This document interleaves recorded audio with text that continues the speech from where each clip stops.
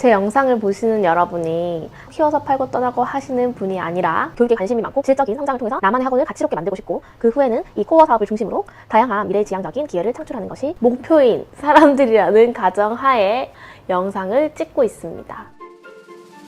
아이들을 대상으로 한다고 하면 보통 아파트 상가나 학교 앞을 많이 이야기를 하시는데요. 양적인 성장보다 질적인 성장을 꿈꾸는 학원을 만드는 입장에서는 좀 이렇게 얘기하면 놀라는 분들이 많이 계신데, 저는 여러 학교의 중간에 위치하는 게 사실 제일 좋다고 생각했었어요. 제가 지향하는 교육이 눈앞에 있는 학교 과제나 그림 일기나 이런 거를 달성하는 교육보다는 통합교육이고 종합예술이고 진짜 아이의 가능성을 끌어내는 교육이다 보니까 아이가 성장했을 때도 도움을 줄 수 있는 좀 장기적인 효과를 줄 수 있는 그런 교육을 지향하고 있고, 그것을 목표로 해서 가다 보면은 그냥 눈앞에 과제나 학교에서 하는 그림 일기, 그 다음 교내 대회 이런 것쯤은 진짜 그냥 알아서 되더라고요. 제가 그거를 많이 교육 효과를 확인을 했잖아요.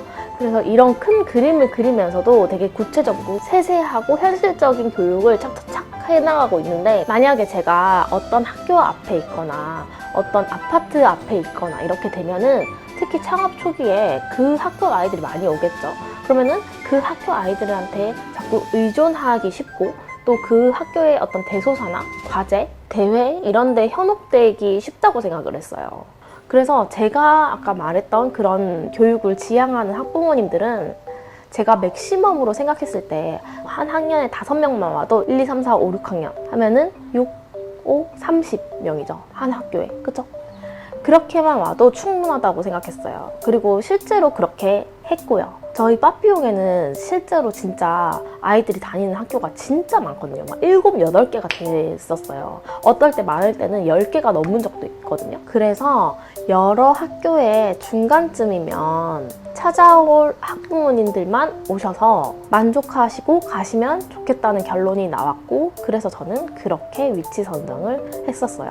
제가 원하는 학부모님들의 특성은 멀어도 거기 진짜 꼭 가야 돼, 거기만 해줄 수 있는 유일한 교육이 있어 라고 생각하시면 얼마든지 움직이시는 분들이었거든요. 그렇지만 여러 곳에서 온다 해도 버스 정류장이나 그런 동선은 어느 정도는 좀 고려해야 된다고 생각을 했어요. 마음 먹었을 때 올 수는 있어야 되니까. 저는 그런 이상을 가지고 그 위치에서 운영을 했더니 진짜로 그렇게 되더라고요. 근데 사실 제일 좋은 건 주변의 사람들도 많이 쉽게 찾아올 수 있으면서 또 다른 상권의 사람들도 올 수 있도록 운영하는 게 제일 좋겠죠. 그런데 바로 앞에 아이들 외에 다른 상권의 사람들까지 오려면 진짜 교육 차별화가 잘 되어 있어야겠죠. 그래서 저는 창업 초기에 거기 앞으로 가면 거기에 너무 휘둘릴 것 같고 약간 정신을 못 차릴 것 같다 생각이 돼서, 현혹되기 쉬울 것 같아서 그 앞에 절대 가지 않았지만, 그게 아니라 나는 니즈에만 맞춰주지 않고 교육 차별화를 위해서 올곧게 집중할 수 있다는 강단이 있으시다면 그런 앞에서 하면 이것도 되고 저것도 되는 거니까 더 좋겠죠. 그건 진짜 쉽진 않은 것 같아요. 저는 부산에서 운영을 했을 때도 어떤 한 학교 앞에 제일 가까웠어요. 딱 중간이 어렵더라고요, 위치 선정이.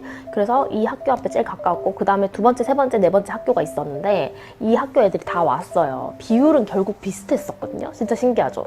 이 학교가 제일 가까운데 그러면 이 학교 애들이 제일 많아야 되잖아요. 근데 제가 말했잖아요. 타겟으로 하는 학부모 층이 제가 100명에서 5명 정도의 비율인 것 같다고 저도 생각하거든요. 그래서 조금은 더 많았을지 몰라도 그렇게 막 압도적으로 많지가 않았어요. 지금 여기 신도림원도 여기 앞에 미래초등학교가 있거든요. 근데 미래초등학교 학생이 엄청 많아야 되잖아요, 제일 압도적으로. 근데 그렇지도 않다는 거예요. 지금 여전히 엄청 여러 학교에서 아이들이 오고 있거든요. 근데 이렇게 운영함에도 불구하고 그 시스템 한수 세미나에서 이런 질문이 있었어요. 만약에 학부모님들이 그렇게 운영함에도 불구하고 우리 학교에서 이거 과제인데, 이번에 무슨 대회인데 이거 한 번만 좀 신경 좀 써주시면 안 돼요, 선생님? 좀 부탁 좀 드릴게요 라고 요구를 하시면 어떻게 해야 하나요? 저도 그런 부탁을 받은 적이 있거든요. 그래서 그 아이랑 같은 학교 친구들한테 다 물어봤어요. 필요하세요? 너도 필요하세요? 필요하세요? 물어보니까 하면 좋다고 하시더라고요. 그런 것도 해줘요? 이렇게 하시더라고요. 그래서 추가 수업으로 원하는 아이들 신청을 받아서 따로 진행을 했어요. 그러니까 저희 원의 커리큘럼은 제가 목표로 지향하는 그곳을 향해서 차곡차곡 가야 하잖아요. 그래야 목표를 달성할 수 있을 거 아니에요. 교육 효과가 나올 거 아니에요. 그래서 우리 학원의 그 차별화된 커리큘럼을 흔들리지 말고 가져가되 개별적 케어가 필요한 부분들이 있다면 그게 또 1대1로 하면 또 비용도 부담스럽고 그렇잖아요. 그래서 이제 팀을 만들어서 추가 수업으로 진행을 해드렸죠. 아동미술 창업을 준비하시면서 어떤 위치에 또 어떤 건물에 계약을 하면 좋을지에 대해서 굉장히 고민을 많이 하시는데요. 내가 하고자 하는 원이 질적 성장을 위한 곳인지 양적 성장을 위한 곳인지에 따라서 위치와 건물에 대한 건 완전히 다르다고 저는 생각을 해서 그 차이점에 대해 생각해보는 기회가 있었으면 좋겠다는 생각을 했습니다. 확실히 교육업은 고관여 업종이고 점점 갈수록 고관여 업종이 되어가는 것 같아요. 아동미술도 교육 중에서는 저관여다가 점점 고관여로 가고 있는 것 같고요. 그리고 저희처럼 질 좋은 교육으로 고가치 교육을 하려는 학원업은 더더욱 고관여 업종이 되겠죠. 그래서 편의점이나 요식업과는 건물 선정에서 아예 다른 접근으로 가야 하고 또 양적 성장을 꿈꾸는 학원들과는 굉장히 다르다고 볼 수 있을 것 같아요. 주변에서 목 좋은 곳이 최고다 라는 말씀 들어보신 적 있으신가요? 저는 어른들한테 주로 듣거든요.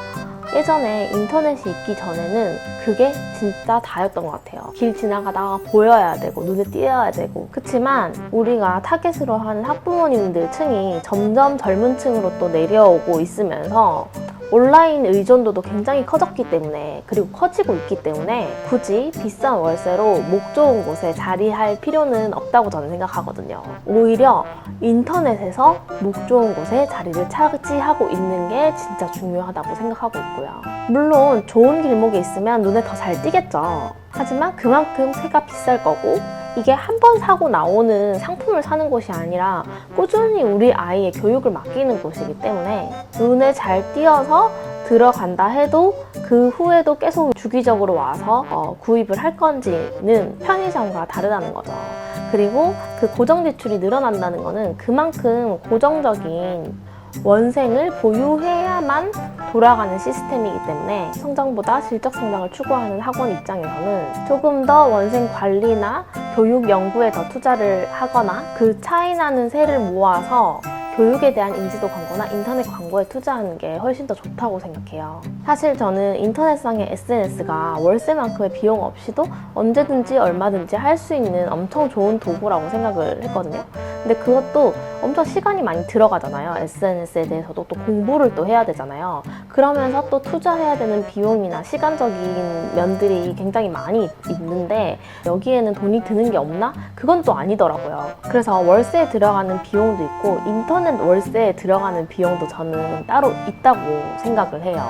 그만큼 투자를 같이 오프라인, 온라인을 같이 해야 되는 거죠.